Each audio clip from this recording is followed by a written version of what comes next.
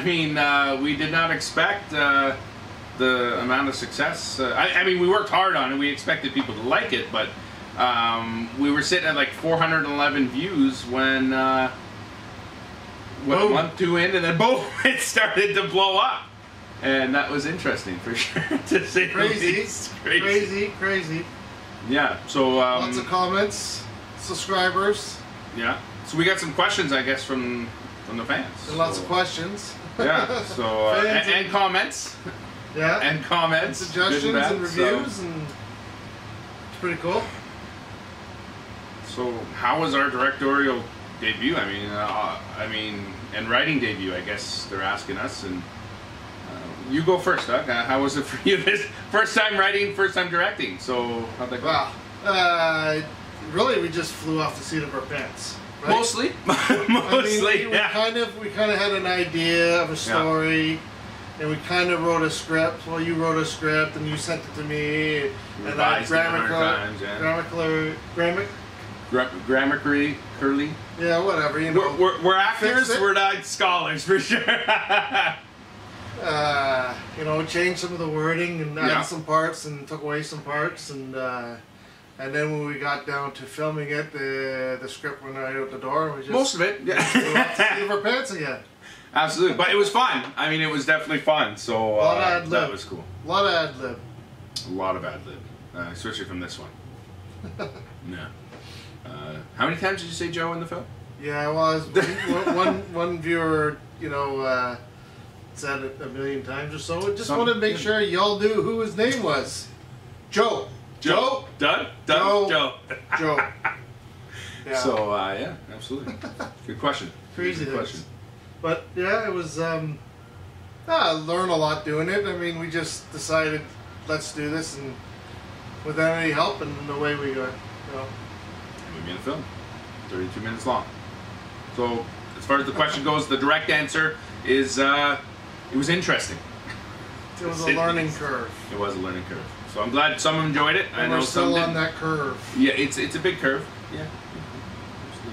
So they're asking who is Raven Code. I'm gonna let you take that one because you have more background on this band than I do. I mean, we appreciate them for one, letting us use their music. Fantastic, talented folks. But you go on and talk about who's Raven Code. So Raven's Code. Raven, see? I didn't get the name right. No. No. I was going to correct you, but you just kept yapping, so... Raven's Code is my nephew's band. They've been at it for quite a number of years. They have already one album out. They just released a whole bunch of new songs. You can find them on YouTube and probably Spotify, and you can download them on iTunes. They got a lot of great tunes. They generously let us use their songs.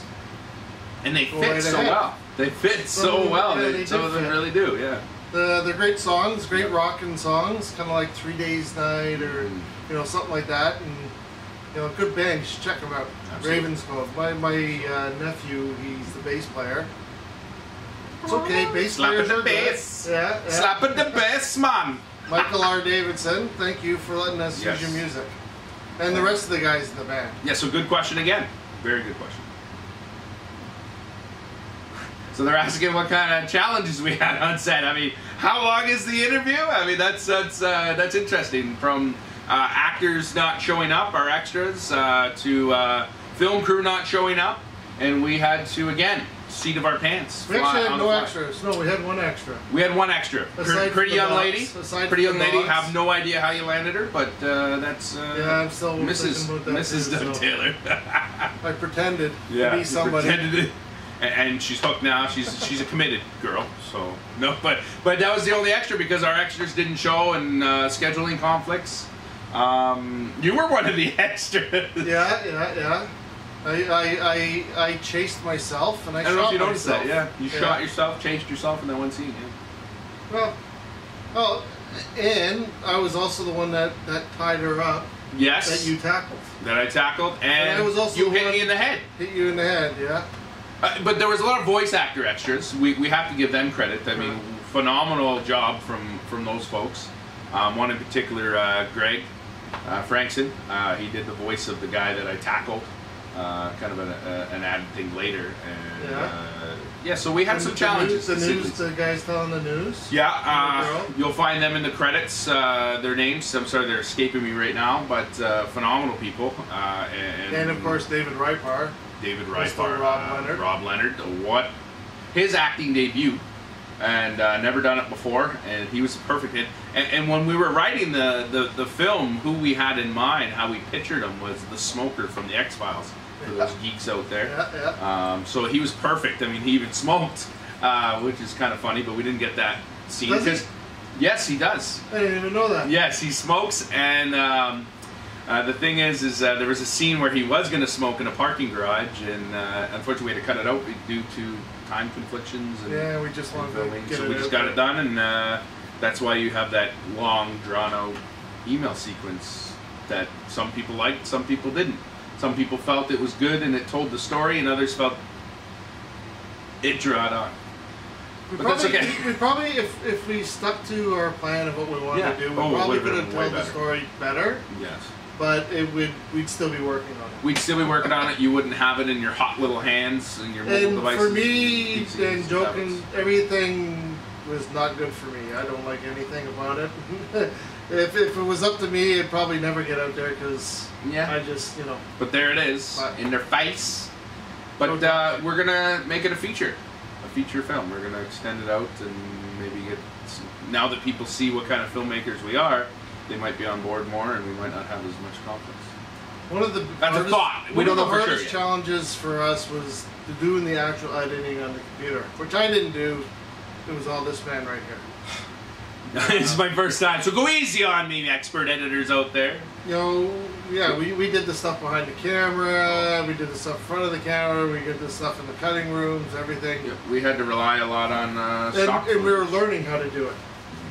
Joe was, anyways. Joe was learning how to put it together. Don't let him be too humble. He helped, for sure. You know what? He told me when I made mistakes. Don't worry. He told me. Yeah, absolutely. Okay, so another great question. How easy was it to play brothers? I mean, we're best friends. I mean, we hit it off in hockey, and he disagrees, but that's okay. See, it's completely easy because it's just simple. But I did find it came naturally to me. He's always bossing me around anyway, so it came natural to me. The next one I'm playing is Dad. Yeah, that's true. We got a movie in the works called Son. What's that supposed to mean? You're old. I'm not older than me. You didn't let me finish. I'm older than me. I'm not old. I just enjoyed my life. Fair enough. Fair enough. Fair enough. So the location, actually, that's his fault. I mean, the reason on such a zero budget we got such a great location is because you lived there. I do. And actually, it was the inspiration for our production company, Moonstone Films, comes from where it was filmed in Moonstone, where you fell in love with it and moved from the city and said goodbye to the city life, and now living like a nice little plot of 70 acres out there, and an older log home. And then there's actually an older house on the property too. There's a few different shooting locations.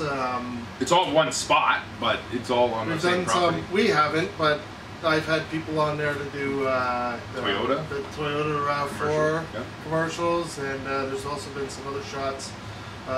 Mitchell Hubble has done a lot of shooting. They gotta check him out. He's got some incredible skills as a Instagram, photographer, Facebook, MitchellHubblePhotography.com. He's taking Hubble with 2 B's? H-U-B-B-L-E. B-B-L-E. Check out his work. Yeah. He's done a lot of stuff on the we have to give him some credit. He actually did one clip in this movie, and it's probably the best film clip in this film. Yeah. It was the scene where my net is tangled, and it's a beautiful shot, and then the rest of the movie is art quality. Mm-hmm. Yeah. But he's an expert photographer and film and everything. Hopefully we can convince him now that he sees how great filmmakers we are, that he'll jump on the project, but we'll see. He kind of laughed or something, but anyways. Absolutely, but he's a busy man, so I don't know if we'll get him, but he's astounded by how quick the viewership's growing on it. At least there's that. Yes. Didn't know he was laughing at us, but... Well, not really. Hey! Thanks, Mitchell. Love you too, brother. Laughing with us. With us, exactly. So again, on locations, I mean, it was only one location, really. I mean, yes, we have some shots done in Barrie, in the city of Barrie, in Barrie, Ontario, Canada. And then there was some other stock footage, but that was just stock footage we found on the net, and some of it, you know, so it was really all done on your property. That Moonstone Studios. So we had, like, what's nice about Doug's house is the lower floor is all cabin-like, and then the upstairs is more drywall, and it's more like a house-sitting looking area. Right? Yeah, you know, the actual, I mean, the log, it's 2 log homes put together, and they were actually from 2 different locations, one out by London and one out near Cooch. And both buildings were originally built over 200 years ago and torn down and brought over here and then put back together like a puzzle. That's all it is. So what's cool about that too is it's available for rent. I mean, for other films. Yep. Just our films. Doug Taylor rents it out to other aspiring films. Absolutely. So you've got a pond, you've got a swamp, you've got forest. Yeah, 2-acre kind of lake at the back. A field area, the other old house. Cabin, abandoned house. 60 acres of forest with trails through it, sort of thing. There's a lot of good filming areas. Backs on to Simcoe County Forest. Yep. Did I say that right? Yep. Simcoe County Forest. So, yeah, it's available for rent if any other filmmakers are interested. You'll have to discuss dollars and cents with this guy, but give us a shout. Give Doug Taylor a shout. How realistic is the storyline? I mean, this is a tough question. So somebody said it's totally unrealistic. They did. One of the comments was totally unrealistic. It's a dumb movie because it's totally unrealistic, which was quite funny. Because the next sentence he said was, "But we could run out of food." Well, yes, that. But I'm also kind of a fan of the horror genre. Yeah. You know, The Walking Dead. I've followed it since the beginning. Breaking Bad. But back to, you know, The Walking Dead or any of the Dead movies. I was in Dawn of the Dead, the remake that was down in Toronto. You were. You were a zombie. Yeah, I was a zombie. He did take his makeup off. That's not what he did on the show. I was a younger zombie back then. But I'm thinking, well, is The Walking Dead plausible? But no, it's a story. It's a story, so, yeah. I mean, you know, a guy steals some seeds. They you know, to a corporation's very well-known corporation. Yeah, right? We won't mention any names. We had to change it for legal reasons. Yeah, so it's Seedeso. Yes, Seedeso. Mutate, and you know, it causes a food shortage. It's actually happening right now. Actually, with the GMOs and the genetically modified organisms, they're making the plant itself an insecticide. It's built right in, so the insects don't eat it. So it's happening and it's mutating.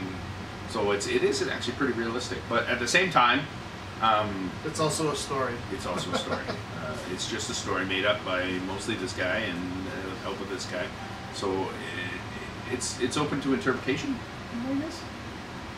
On that answer, it's a story. It's a story. It's a story. I think I heard the lawyers. What? It's a story. It's a story. I think the lawyers have chimed in. Allegedly. Influences, like I guess actors. I mean, you want to go first on that? Influences. Again, I've done a lot of extra work. I was on Heroes Reborn and Beauty and the Beast. Yeah. The musical? Goon 2. Musical. Not with this voice. Or these looks. You know, Goons 2, you were in the stands with the jersey on. Goons 2, yeah. So I've done a lot of extra stuff. I was in... So much you can't remember. Yeah, the high school one. High School Musical? Anyways. My influence. Degrassi High? Degrassi, yeah. Degrassi. Okay. It was in Degrassi, yeah. My influences, I think, come from a genre. George Romero, you know, like I said, the horror type stuff. If I was inclined to make a movie, it'd be more like that. That's the kind of stuff that I like. That's what I like watching on my own. Me and one of my sons, we watch all the dumbest horror movies we can find, and we love them. That's my influence. So, yours? Well, for actors, I mean, you know, there's so many, but you know, I'm thinking like the big guys because I'm a fat guy. John Candy. If you notice that, John Candy, Rest Chris in Farley, Peace just the other day. both Chris the Farley rest in again, peace. yeah. You know, those are kind of my influences. Those fat, funny guys. Mad TV's.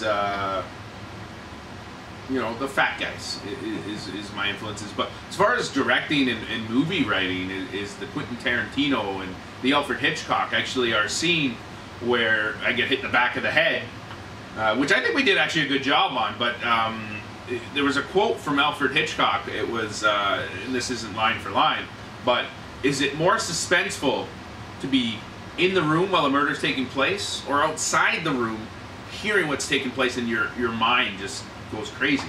And I'm tending to agree that it's the outside. So yes, you saw the initial hit, but then it goes black and then you hear all these noises. Where's he getting hit? What's happening? Who's hitting him? What is going on? Right? So that's kind of like Alfred Hitchcock was a huge influence for me. Same, yeah. He was in every single movie. He cameoed, just like rest in peace Stan Lee. He was in every single movie that he made, but it was just the suspense that he left you in and the quality of work that he did. And Quentin Tarantino as well. He doesn't show you the attack per se, but he shows you the blood splatter on the wall. And that really resonated with me and said, okay, that's how you tell a story. Because, I mean, sometimes reality sucks, and that's why I think a lot of people are drawn to movies. Well, a lot of days now it's all visual, right? All gore and blood and seeing the guy's neck get ripped out or shot and this, that, and everything else. Where's the story? There's no story. There's there's stories to it. I mean, most of the time. And I'm kind of attracted to that kind of story, but there is something to go back to that old imagination leading the story, which is really hard to do, and only the real good ones do it really well. Not us. I mean, we kind of we're working on it. We're working on it. Tried it a little bit in a couple spots, but you know. But it's like for me, when I got into movie making, I was very young. I was super young, and I had a really rough childhood and very abusive. And my escape in this townhouse complex was this abandoned van, and I'd go in there with, this is aging me, but my typewriter, and I'd type out a story, and usually it was a space story, and I was the hero. And I type it out, and then I reenact it like that van was my spaceship. And so that's where my imagination and storytelling comes from. Is literally I had to tell stories to myself and to keep myself entertained, and also to get out of that situation I was in. So it's really, you know, that kind of influence and the stories behind everything. That's my influence. Cool. Good question. Moonstone Films is it's a baby. I mean, we just started this company. So, I mean, what else does it do? We're going to get into films and TV series. We have some things in the pipe. I don't know if you want to announce that yet. Well, what are you talking about? SCTV? Well, yeah, I want to definitely talk about that one, but no, the one that's you've got Red Tooth Outdoors. Red Tooth Outdoors. Yeah, we're doing some separate projects too. Red Tooth Outdoors is basically kind of like an outdoor brand channel. Me and not a show yet, but potentially. It's not a show. We're going to start doing some filming of us doing stuff outdoors. Maple syrup's coming up soon, so we're getting footage for that. We'll be tapping the trees anytime now. Those trees. Yeah, so that'll be the sweet tooth of Red Tooth Outdoors. Ooh, zinger! But it's also with another buddy of mine, and we're into hunting and fishing and just outdoor stories and all that. So, you know, we have Instagram going and a Facebook page right now. And we'll be getting more video as the seasons go on, and we can do that kind of stuff, right? And they said I'm welcome as soon as I grow the beard back, and my wife won't let me, so that's why you won't see me on there yet. But maybe one day. maybe one day. But I like the kisses from the wife, so keeping the beard off. But anyway, so also SCTV. We talked about one of our big influences is John Candy. Both of us a big influence, and again, it goes back to storytelling.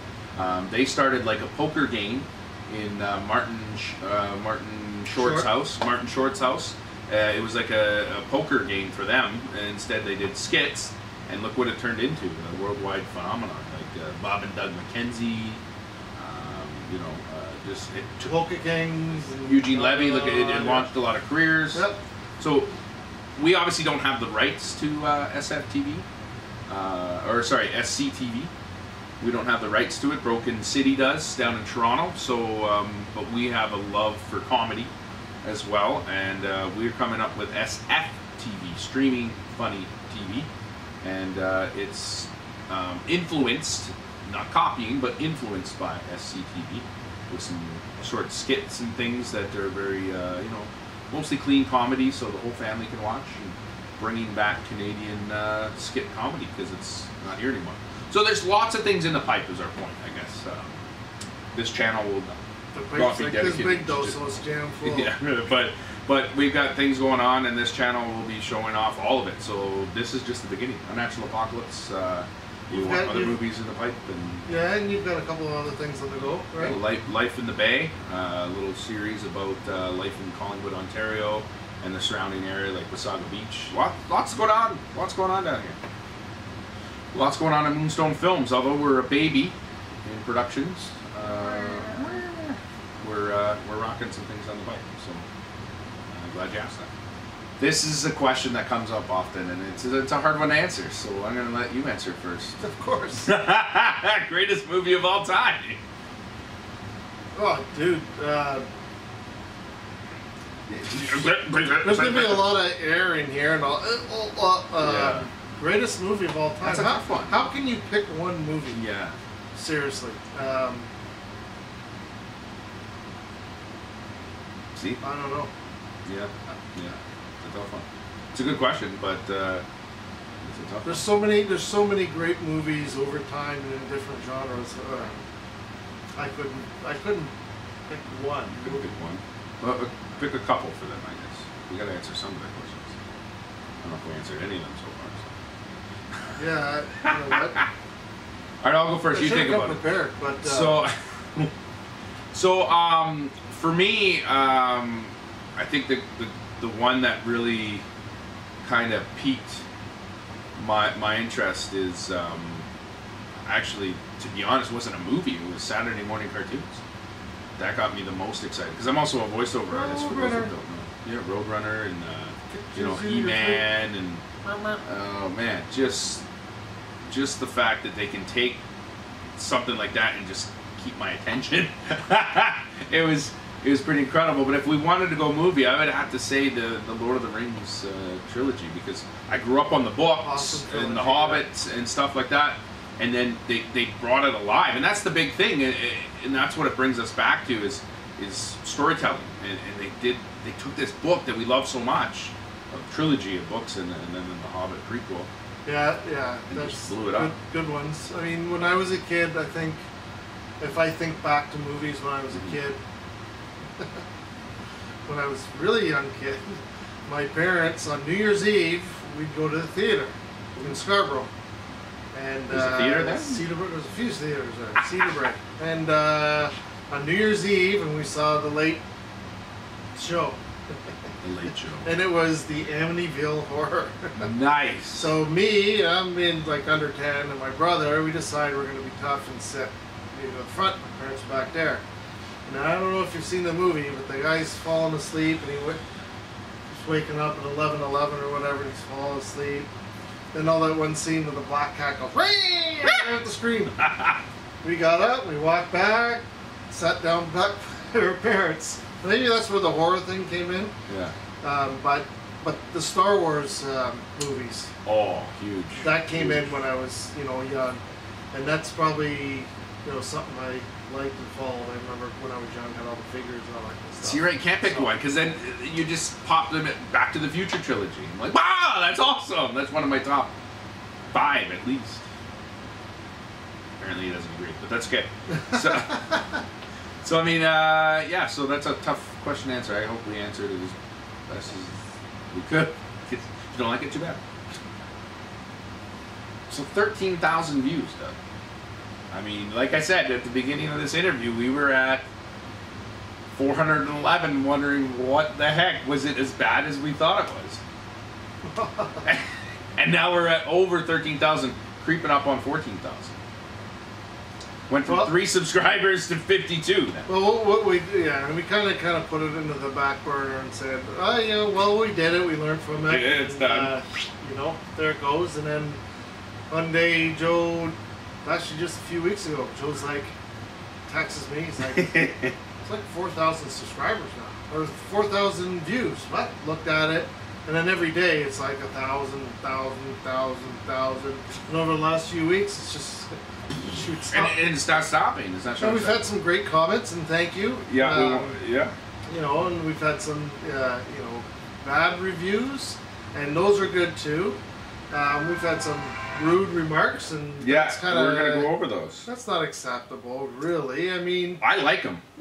You know what? I don't mind the negative reviews, but you don't have to be mean and hurtful and just hateful in your comments. That's my opinion. I like them. Yeah, Keep them coming. Keep them coming. So tried to like it. This is Mike Jones. Tried to like it. Wanted to like it. Failed. Okay, fair enough. Warrington Williams. Easily the worst apocalypse movie ever made. Yeah, could be. Wave some. No more food, yet the obese guy's still obese. Well, we addressed that in the film. The food's not gone yet. And I had storage, man. But he addressed it. He says I'm the only guy that stays fat in an apocalypse. Yeah. Chastity Wysenant. I liked the video. The brotherly bond was amazing. The actors were awesome. Enjoyed every minute. Hey, thank you, dear. Oh, we thank you for that. You might be on something. You might be. Sharon McGregor. Sharon McGregor says, thanks guys, fun to watch. I'd love to see their adventure go find Denise. Nice plot. Nice plot. Not too plausible, but that's why it's called fiction. She gets it. She gets it. That's what we she said. Gets it. Bridget Garner. Love the end. He prayed. Love to see Jesus in any movie nowadays. Yes, indeed. Oh, I love this. Just a simple question with a question mark. One word. YouTube? ViewTube. ViewTube. Yes, ViewTube. And then actually he went on to say 8,995 million. I don't even know how to say it because I did it wrong, but I did that to see if people would notice. Actually, the FDA is killing us all, so someone finds it finally realistic. I like this comment from Ravens Code. Finally, some good things coming out of Moonstone. All right, fair enough. Anton Buckvick watched it, but acting wasn't great. I agree. Doc Genius 1. Amazing job. Peace. Dina McDaniel. Most awesome movie. So sick of big Hollywood.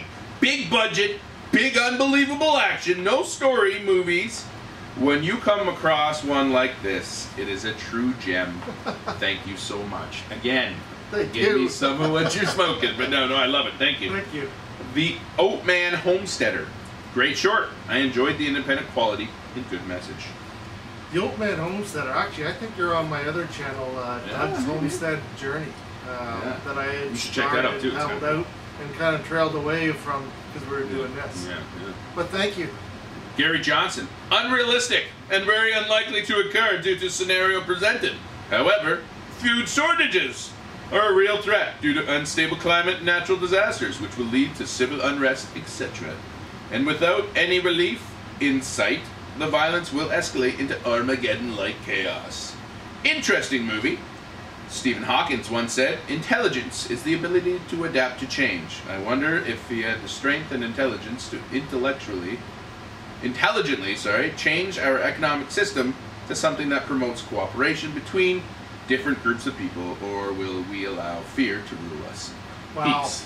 That dude put a lot of time and effort and we appreciate into that comment. So that's amazing. That's off to you. Jonathan Porter, I feel sorry for whoever wasted their money producing this.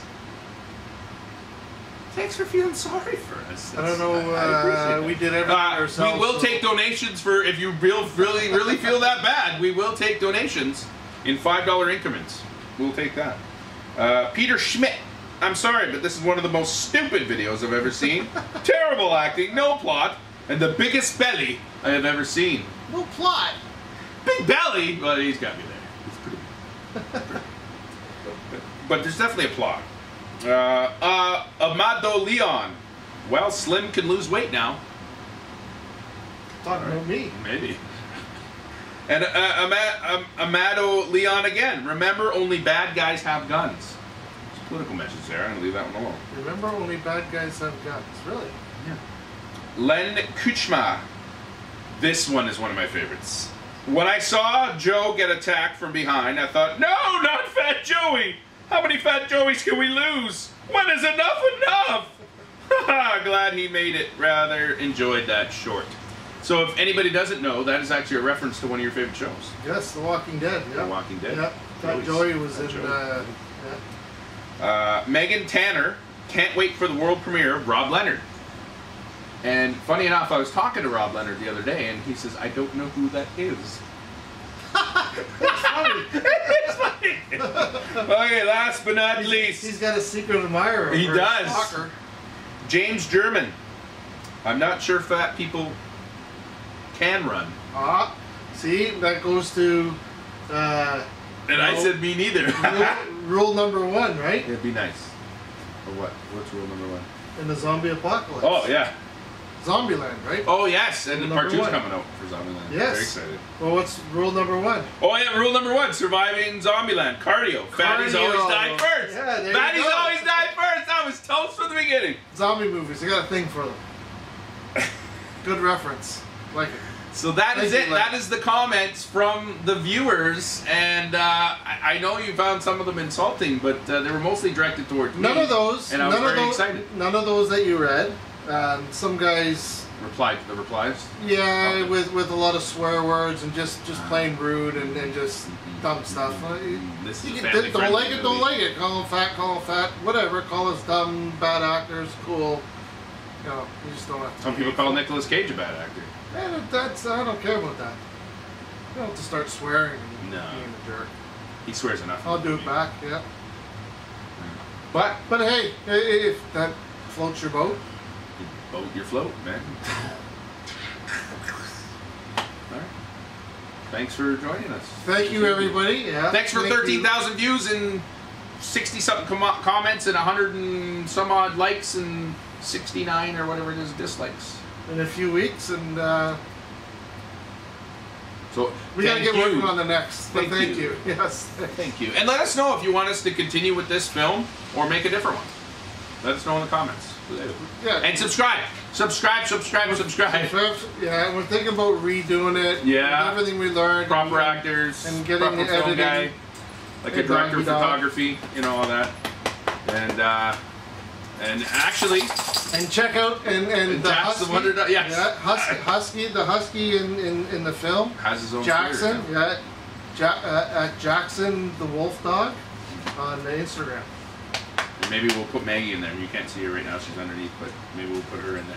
So thank you so much for everything, and continue to share it, like it, subscribe, make comments, but be nice. But you can say I'm a bad actor, I'm a fat. That's facts. Nothing wrong with shooting facts. Don't have to be hateful. But no. But be real. Be nice, be real, and share it, and get. We want to get to 1,000 subscribers. That's our goal. Yep. 1,000. We've met everything else, so now. Hopefully the next stuff we put out will be better, but it will take longer to do. Yeah. So thanks so much. Appreciate it. Check out the film if you haven't.